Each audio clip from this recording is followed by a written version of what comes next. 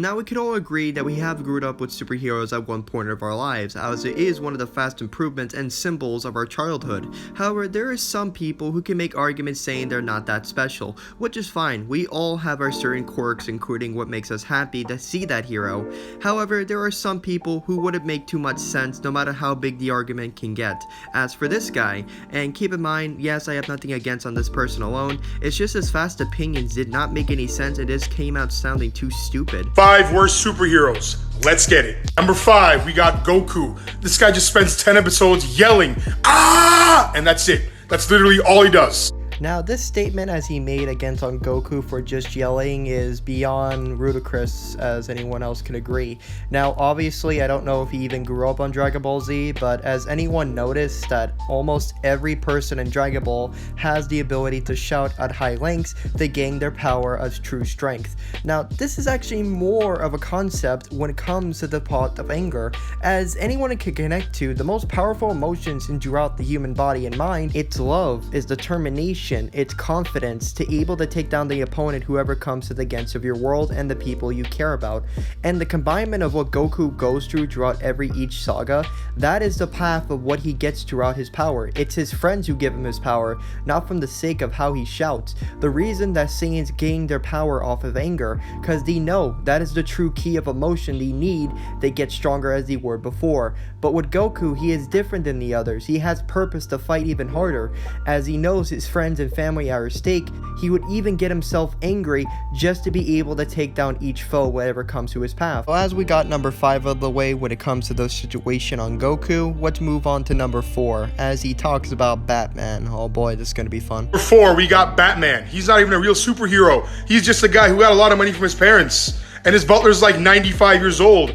Retire already. So he's pretty much making my job a bit easier, because it doesn't take too much thought to figure out that anyone in the world becomes Batman. That's why in the situation he doesn't need superpowers. So throughout most people, if you're willing to hold a title of Batman, it takes a lot of skill to even earn it. You need the proper acknowledgement, money, responsibilities, proper strength and skill when it comes to the human hands, and most importantly, sophistication and education. But as much as he doesn't really need superpowers. He's able to take down holy gods by just his hands. He took down Darkseid, he defeated Superman, and at one point he killed the Justice League more than once. If he's not liking the idea that Batman isn't really, super, wouldn't it be easier to look up a universe where he has superpowers? There has been one where he's Superman, there has been one where he's a Green Lantern, and there's one where he's actually Dracula. With the idea of a multiverse going around in every development of every Marvel and DC comics, you could always find a certain version you'll just love, so you pretty much have all the time in the world.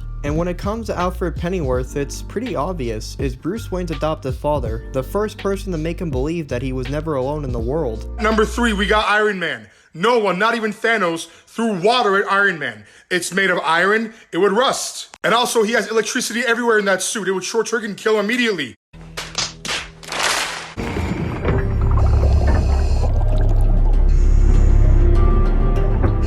So yeah, him bringing up that statement not making too much sense or either having facts to back it up. What do you want me to say? The guy's an idiot. He's just looking for views. But look, I even have real statements and facts to back me up to defend Iron Man, including how does the suit properly work. Now yes, iron could rust underwater just like any metal, but it really depends on the hypertension and of course the condition of the suit itself. Now in the each condition of every suit that Tony Stark has to his disposal can manage to go into 200 feet below Earth's surface. That itself is rather decent, however it is nothing too special, but it is better than nothing. I wouldn't really call it useless under certain circumstances, but even if it couldn't go too deep, it takes up until 22 hours for the suit to even rust.